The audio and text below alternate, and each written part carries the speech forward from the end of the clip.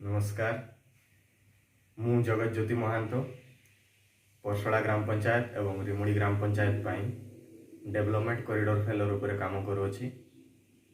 एई पंचायत मानक पाई आमे सरकारंकर जेते सब योजना अछि सेही सब योजना को लोक मानक पाखकु पहुंचाइबा पाई प्रयास करुछु। परसड़ा ग्राम पंचायत रे 6टी गाँ अछि। परसड़ा, सिजुकला, रामचंद्रपुर, तेंतला, नयाबंध, गोपीनाथपुर। सेहीपरि भाव रिमुड़ी ग्राम पंचायत रे रिमुड़ी, तोड़ुआ बाहाड़, प्रतापपसी।